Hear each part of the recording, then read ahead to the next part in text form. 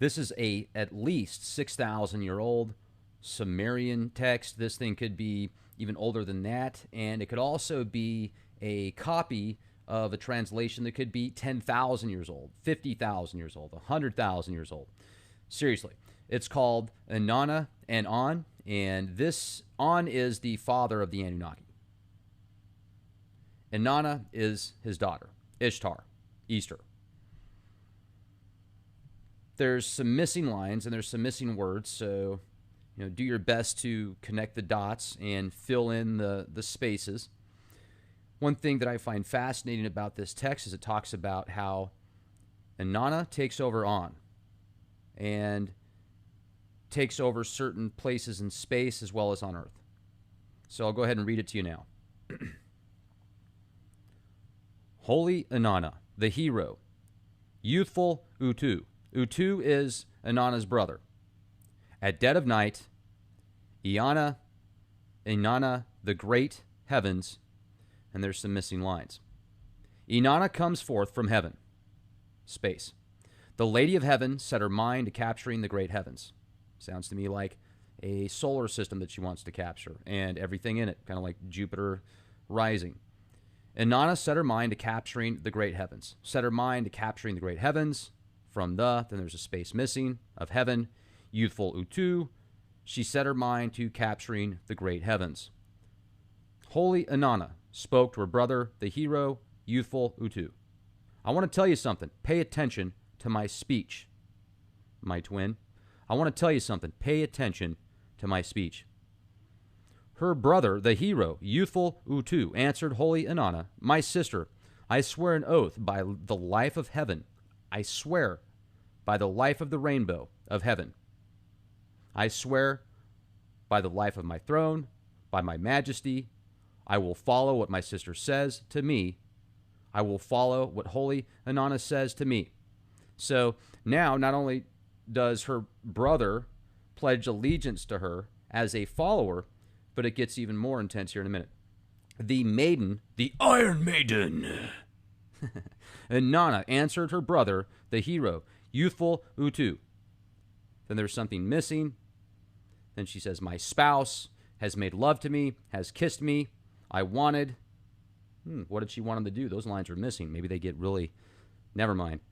What did she want? Hello. For him, but, and there's something missing again, he did not give it to him. Did she say she wanted a night of just ultimate pleasure and bliss, and maybe he... So, let's don't go there. All right. I hastened with him, but majestic On would not give me, but majestic On would not give him Inanna. The heavens are ours. I say to you, examine for me. You must observe these instructions, the evil wind, the south wind against me. So she just said that she captured Inanna from On. Or no, she's saying that the earth is theirs and they need to capture Inanna. That it should be captured from her father. So the earth is already theirs. Holy Easter. Let's go find some plastic chocolate bunny eggs, because that represents Jesus, right? Holy Inanna embarked on the barge, the rope, the south wind. That south wind rose up, the evil wind rose up in the distant heavens. Hayan Hisag, the fisherman, the reed thickets, and the tall reeds. So it sounds to me right there that she is getting direction somewhere. She's basically going through some passageway. There's some more lines missing. Inanna speaks, I, the way. Abigbur answered Holy Inanna, my lady, you cannot.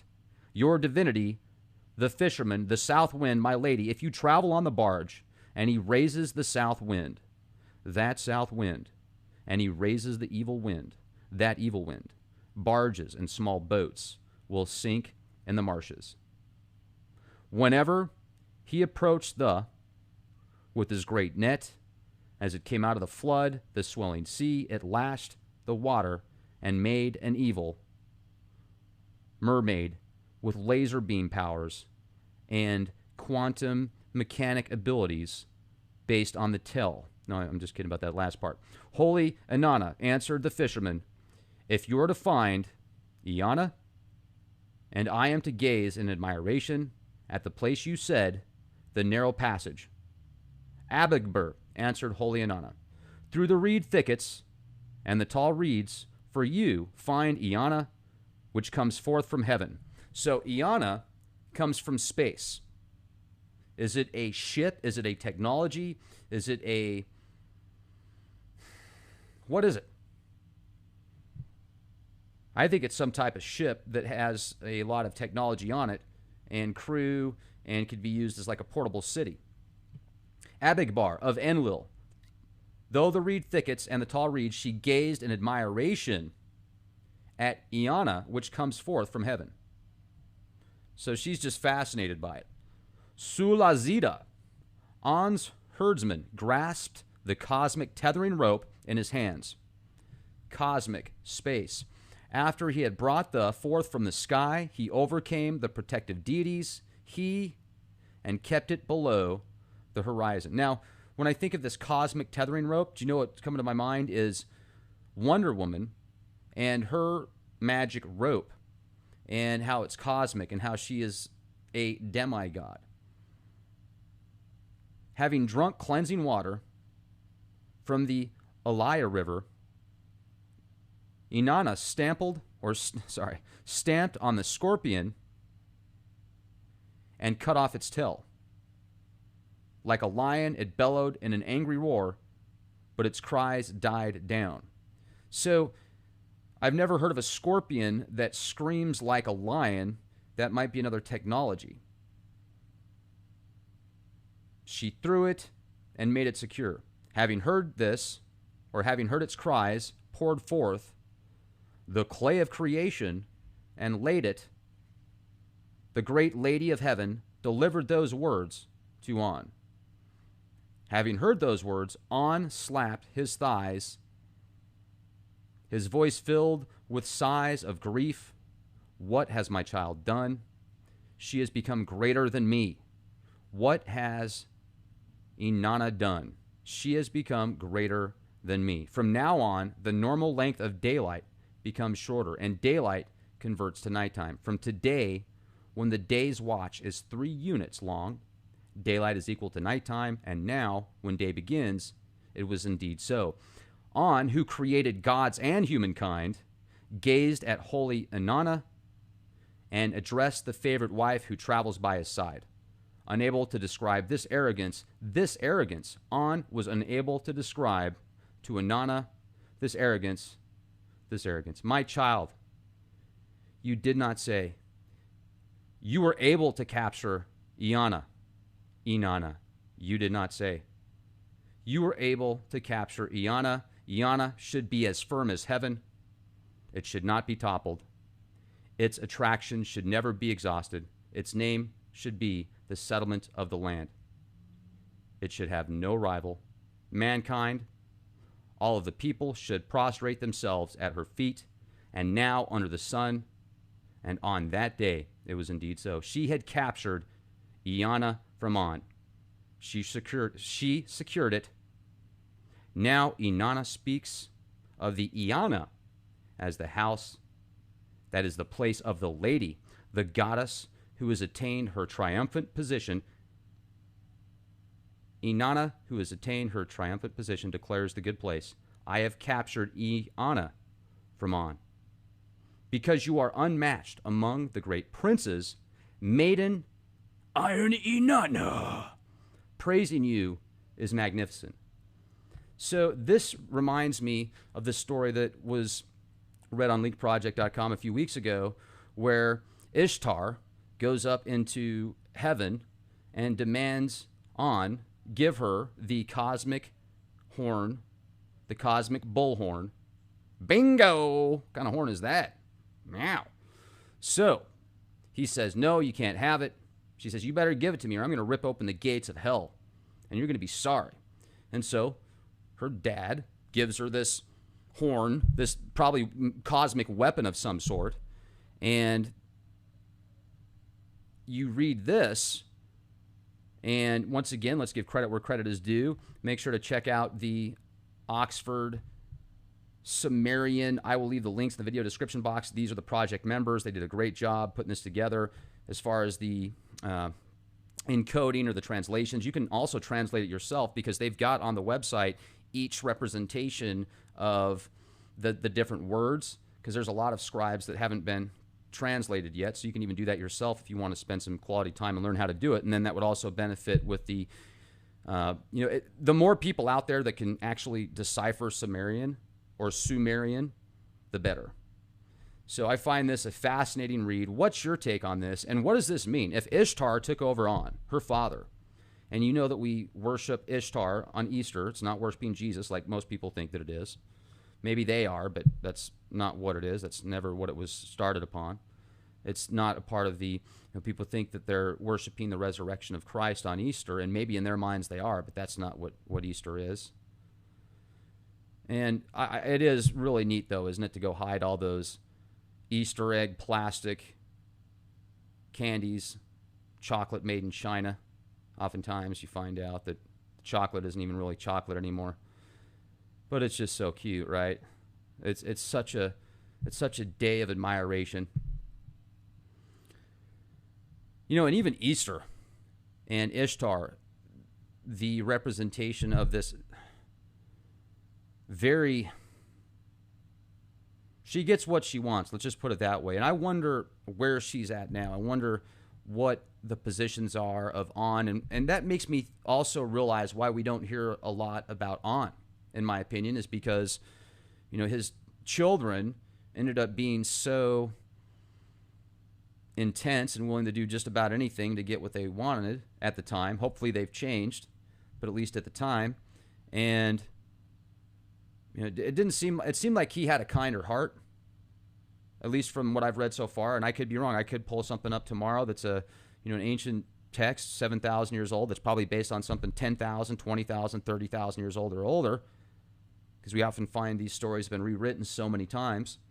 And if that's the case, I'll totally change my position on that. It just seems to me like Ishtar is a lot more ruthless. Enlil and Enki are a lot more ruthless, or at least they were in these writings, and maybe things have changed since then, and maybe I just haven't done enough research into it yet, which definitely could be the case. Now, what's On doing now? And Enlil and Enki, are they still around? Why wouldn't they be? It's fascinating to think about, indeed.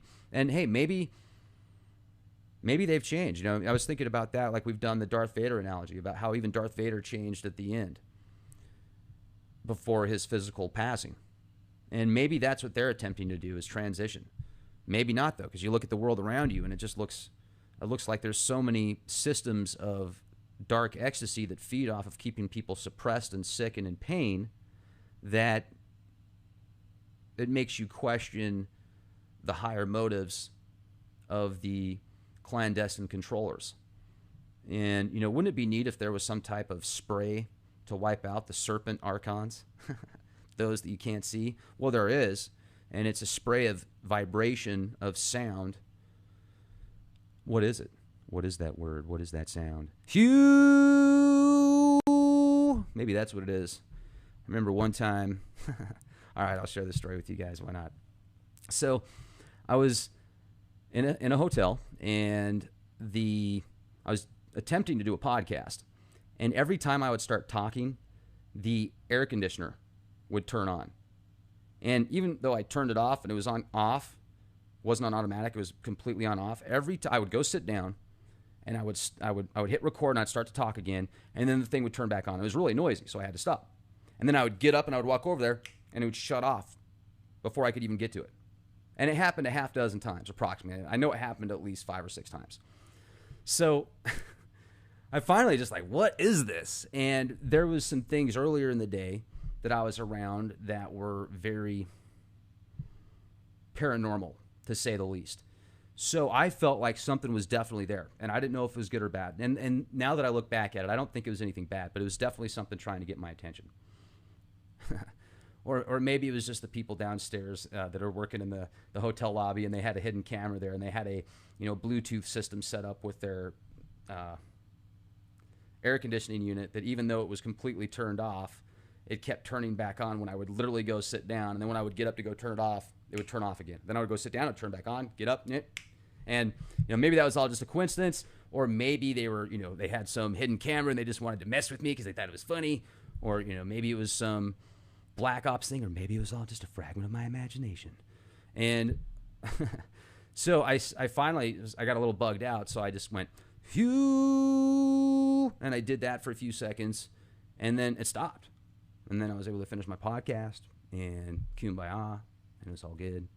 So maybe that's the word. Maybe that's the magic word. And maybe not. So question everything. Thank you for being here with me. Make sure to become a member at leakproject.com. You'll get access to exclusive content. And make sure to support our sponsors. Go to getthetea.com. They have a plethora of awesome, healthy products. Very good supplements for everything from digestive health, skincare, immune support. They've got different elixirs as well. Thank you, ladies and gentlemen. Check them out. Use the code LEAKPROJECT and be the change you want to see.